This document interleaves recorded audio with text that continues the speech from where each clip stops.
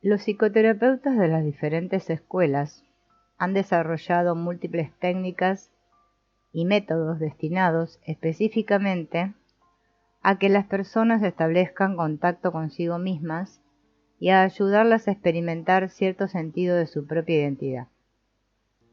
Resulta lamentable, no obstante, que así como la persona común y corriente tiende a separar el pensamiento de los sentimientos y la razón de la emoción, a menudo considerando los opuestos, muchos terapeutas también establecen esta división.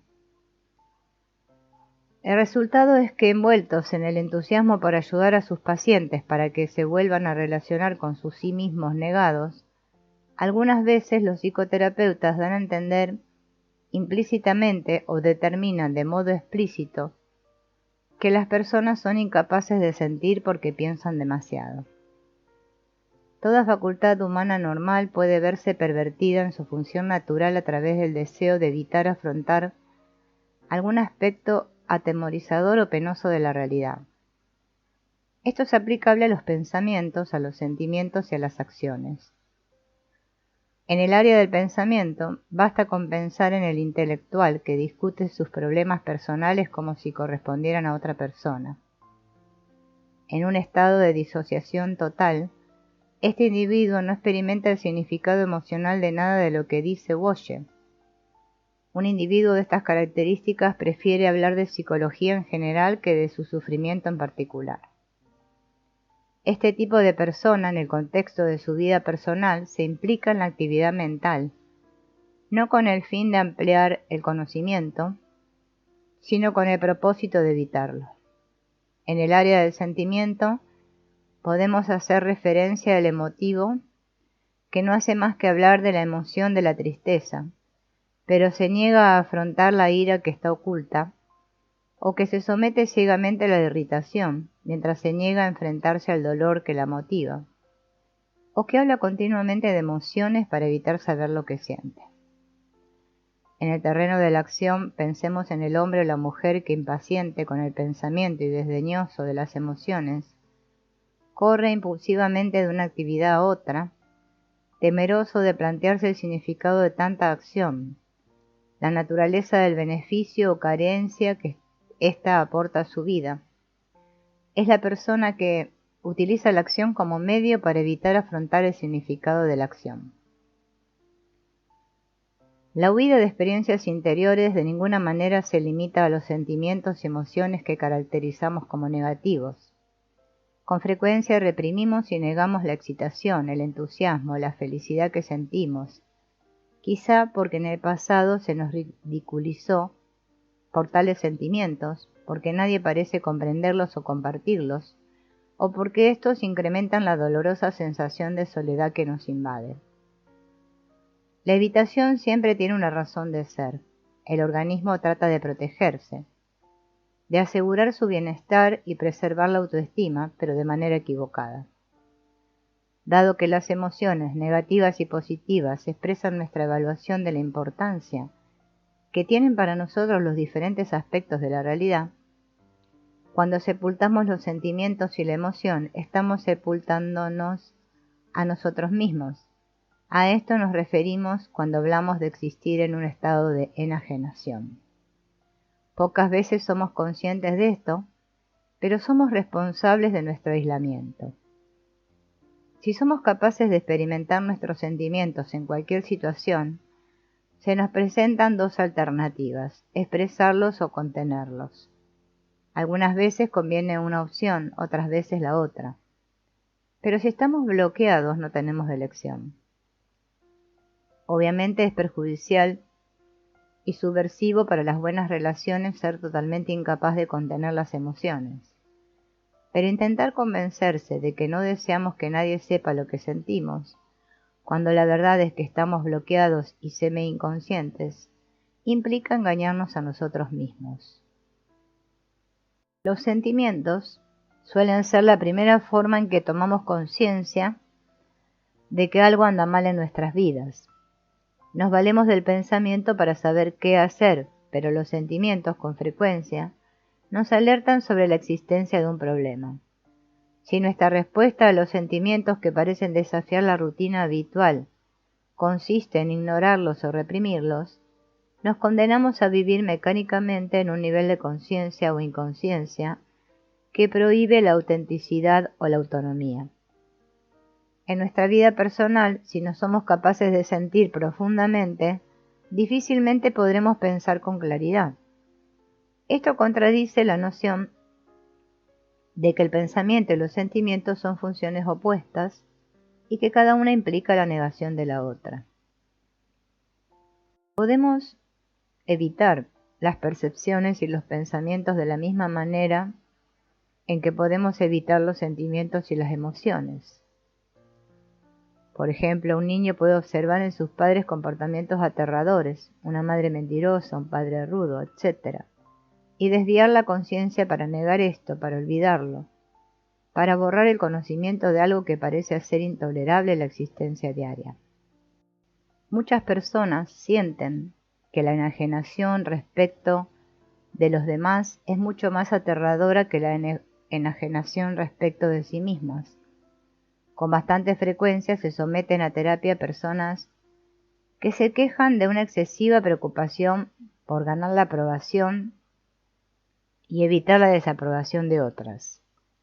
Rara vez resulta terapéutico decir a tales individuos que las opiniones de los demás no tienen por qué importar tanto o que deben aprender a pensar por sí mismos. Algunas veces lo que se hace con ellos es aplicar la técnica de completar frases con oraciones como: si me propusiera ser más honesto con respecto a mis necesidades y deseos, si quisiera ser más honesto a la hora de expresar mis emociones, si estuviera dispuesto a ser más directo al expresar mis pensamientos y opiniones.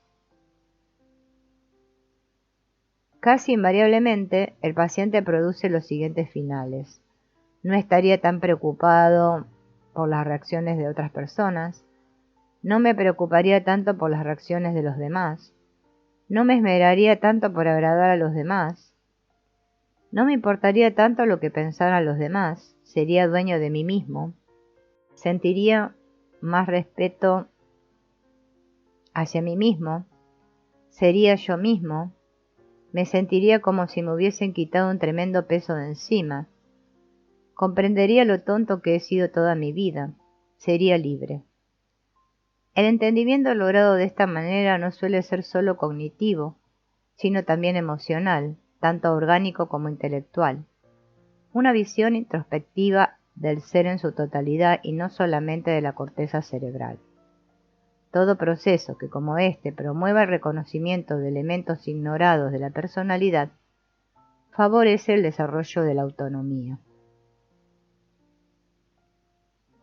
La ausencia del proceso de ignorar consiste en que el sí mismo está en guerra con el sí mismo, o con mayor precisión, en que el yo establece límites inadecuados con respecto a dónde termina el sí mismo y comienza la ausencia del sí mismo.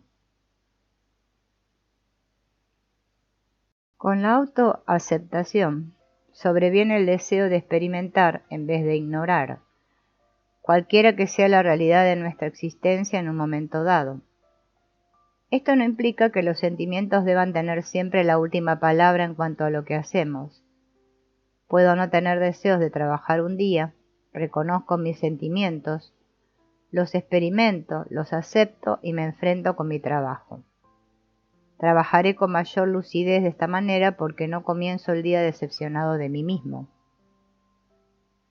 La autoaceptación es mi negativa a establecer una relación de oposición conmigo mismo.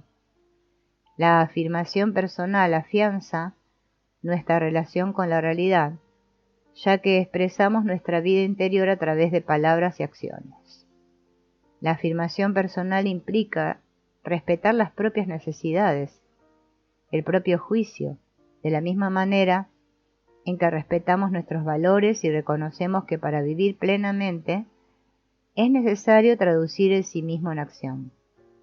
Esto no significa que solo cuente nuestra existencia, que solo nosotros tengamos necesidades y derechos. Algunas veces podemos ceder el lugar a otros. dando prioridad a sus sentimientos o reconociendo que sus derechos en una situación particular pueden pesar más que los nuestros. Cuando hacemos esto, no estamos ejerciendo la abnegación, sino la objetividad. Comenzamos a tomar conciencia de nosotros mismos, aprendiendo a comprender con mayor claridad nuestros sentimientos y emociones, ya que esta es el área en que aprendemos a encerrarnos desde los primeros años de nuestra vida. Durante este proceso, invariablemente experimentamos una serie de emociones diferentes. El arte de tomar conciencia consiste en observar sin interferir, pero al principio esta puede resultar una experiencia muy atemorizadora. Podemos desconocer por qué sentimos de determinada manera o qué sentimientos pueden sobrevenirnos en el futuro inmediato. Podemos experimentar el pánico o el descontrol, pero el pánico es una emoción muy distinta. A medida que vamos tomando conciencia del flujo de nuestros sentimientos, nos percatamos más claramente de los impulsos ocultos que existen detrás de nuestras acciones. Aprendemos, por ejemplo, a darnos cuenta de cuándo actuamos impulsados por un miedo o ira que quizá hemos rechazado o ni siquiera reconocido. Comenzamos a descubrir nuestras propias proyecciones, como aquella hostilidad reprimida dentro de nosotros mismos que atribuimos falsamente a otras personas. Podemos tener más conciencia de cómo nos afectan nuestras relaciones y agudizar nuestra sensibilidad con respecto a las actividades que debemos y no debemos emprender. En términos de expansión de la propia conciencia existe una diferencia entre experimentar una emoción y solo identificarla, y se trata de una diferencia profunda. Supongamos que estoy apurado o nervioso por algo relacionado con mi trabajo y apenas consciente de mi estado de ánimo. Mi esposa me pregunta, ¿cómo te sientes? Le contesto, un poco secamente, bien. Y luego, al ver la forma en que me sigue mirando, agrego, intentando ser más sincero, enfadado. Mi esposa me dice comprensivamente, da la impresión de que te sintieras molesto por algo. Suspiro y la tensión comienza a abandonar mi cuerpo. En un tono muy diferente le contesto, sí, estoy molesto porque no logro concentrarme para escribir hoy. Nada parece salirme bien. Lo que escribo es incoherente e inadecuado. Me siento preocupado y deprimido. Ya no estoy tratando de huir de mis emociones, no las rechazo con mi intención ni mi intelecto, ni intento desviarlas con la identificación, enfadado. Me estoy permitiendo experimentar lo que siento. En este ejemplo incluso la identificación inicial de mi emoción es incorrecta. Puedo estar enfadado, pero no es en absoluto la única emoción. Estoy preocupado, nervioso, ansioso. Podría haber respondido a la pregunta inicial de mi esposa con mayor propiedad diciendo, preocupado, nervioso, ansioso. Pero en un tono de voz seco habría significado, no me pidas que sienta lo que estoy sintiendo. Habría identificado correctamente mi estado emocional sin experimentarlo en realidad. La conciencia de mí mismo habría permanecido en un nivel superficial. Al permitirme experimentar mis sentimientos, he profundizado en el conocimiento de mí mismo. Para poder superar nuestros conflictos por nosotros mismos, no basta con identificar nuestras emociones, es necesario experimentarlas. Una vez, una cantante se estaba preparando para su primer papel importante en una ópera y afirmaba sentir un miedo exagerado a salir a escena.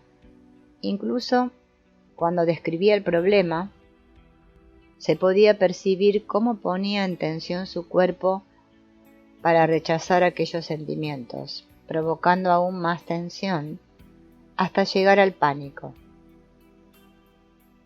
Se le sugirió que en lugar de ocultar la ansiedad, tratara de sentirla más intensamente.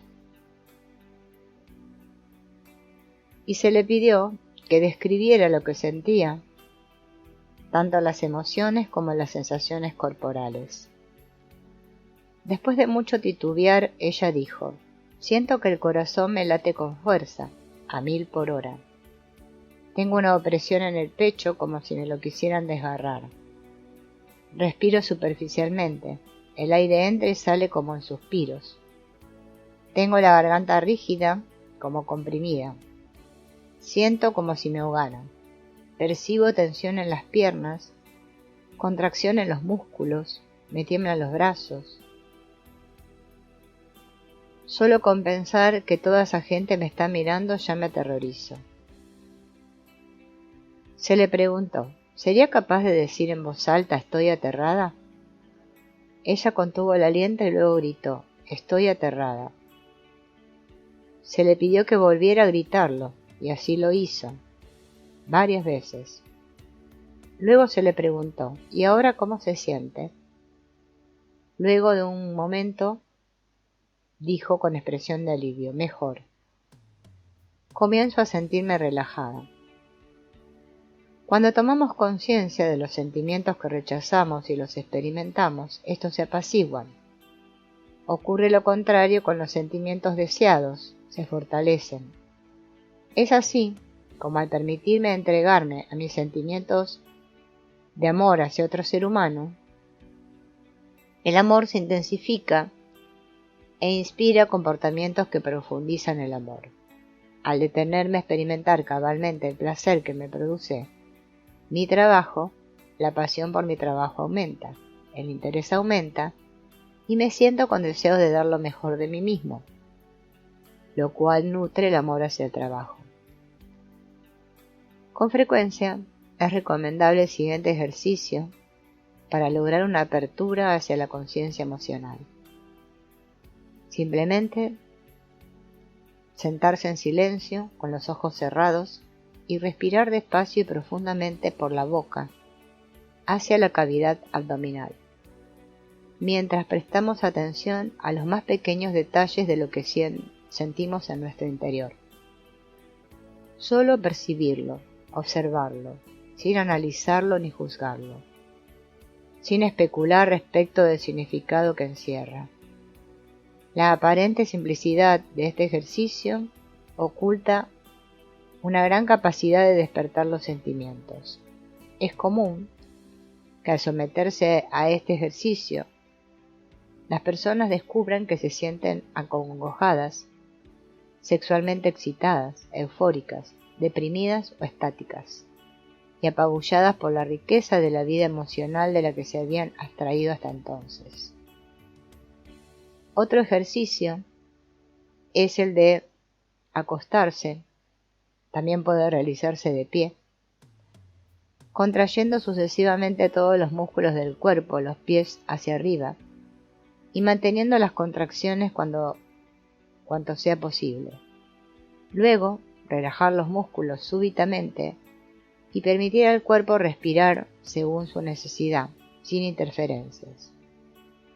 Repetir todo este procedimiento 5 o 6 veces y permanecer en silencio y observar mentalmente, dejándose llevar por los sentimientos que surgen en su interior, sin resistirse a las emociones o recuerdos que afloren, valiéndose de la tensión muscular. No hay que distraerse con preguntas del tipo ¿tendré que sentir esto? ¿Qué significa este sentimiento? O ¿qué dice de mí el hecho de que esté sintiendo esto? Si nuestro propósito es la simple percepción, de nada sirve hacer especulaciones psicológicas y morales. Para cultivar la conciencia de sí mismo es necesario recordar que sabemos mucho más de lo que somos conscientes de saber.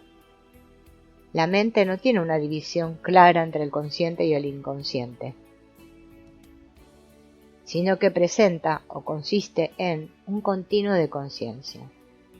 Los grados de conciencia varían de la conciencia concentrada a la conciencia periférica e inconsciencia total. Las divisiones de este continuo se confunden entre sí como los colores contiguos del espectro. La barrera entre la conciencia concentrada y la inconsciencia nunca resultan tan nítidas como suponía Freud. La técnica de completar frases presentada anteriormente ofrece una sorprendente ilustración de esto. Más de un psicoanalista expresó su sorpresa al ver a pacientes rescatar de su conciencia en pocos minutos, y con el uso de esta técnica, el tipo de material que supuestamente lleva meses o años de excavación descubrir. Pero son innumerables los procesos psicológicos, además de la finalización de frases, que demuestran la potencial accesibilidad del inconsciente. Dados las circunstancias y el enfoque adecuados, lo que en apariencia es desconocido para una persona o apenas implícito en su entendimiento, puede trasladarse a la conciencia. A continuación, daremos algunos ejemplos sencillos.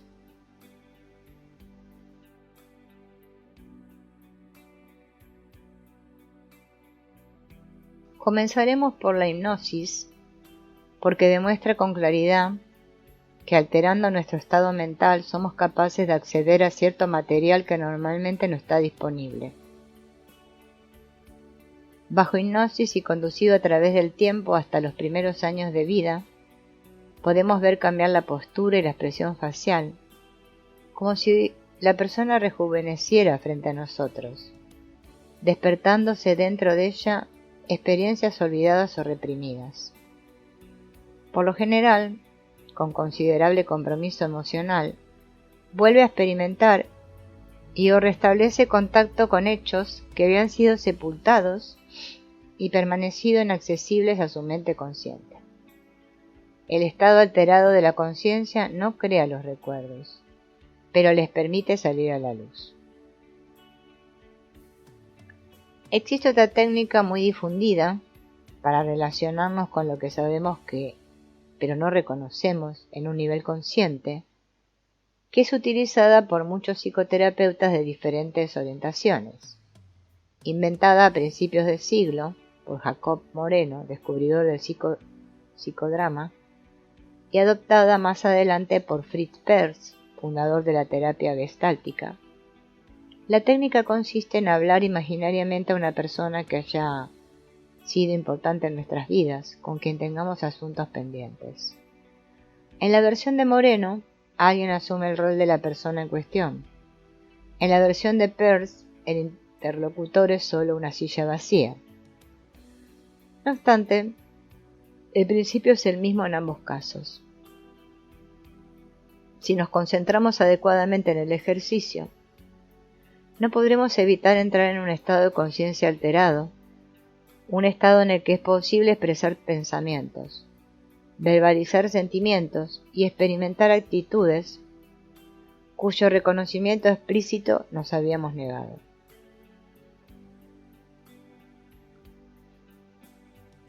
La técnica de completar frases hace posible lograr el cambio necesario de conciencia para que podamos tener acceso al material que quizá no esté fácilmente disponible. Podemos utilizar esta técnica en un grupo o trabajando con otra persona frente a frente o hablando con nosotros mismos en un espejo o frente al magnetófono o tomando nota, de cualquier manera. Lo importante es decir o escribir lo que viene a la mente, libre y espontáneamente, sin preocuparnos por el momento acerca de la verdad o falsedad literal de cualquiera de los finales. Sin autoaceptación, el autoconocimiento tiene un límite. Algunas veces tomamos conciencia de un sentimiento, un pensamiento o un recuerdo e involuntariamente comenzamos a oponerle resistencia porque nos sentimos impotentes para controlar nuestra respuesta. La autoaceptación en estos momentos nos parece imposible. La solución no reside en tratar de imponernos a nuestra resistencia. Si somos incapaces de aceptar un sentimiento, un pensamiento o un recuerdo, debemos aceptar nuestra resistencia. Si mantenemos la resistencia en un nivel consciente, comenzará a diluirse. Nos descentramos cuando tratamos de luchar contra nosotros mismos. Si nos dejamos llevar por lo que existe, recuperamos el equilibrio y el control. Esta es la esencia del arte de la autoaceptación. Cuando luchamos contra nosotros mismos, cuando nos negamos a practicar la autoaceptación con respecto a nuestra experiencia, obstruimos la función integrante de la mente. Nos mantenemos en un estado de conflicto y tensión. Producimos cierta sensación de autoalienación. Si nos permitimos experimentar lo que estamos negando, volvemos a establecer contacto con nosotros mismos. Hacemos posible que se descarguen los sentimientos indeseados y liberamos el proceso de integración que sustenta nuestro equilibrio y bienestar interiores.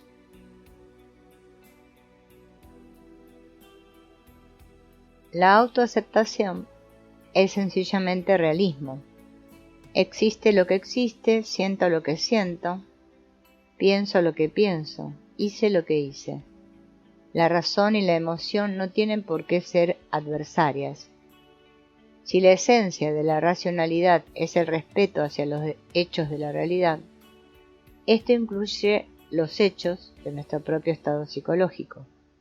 La razón representa el instrumento conceptual de la conciencia.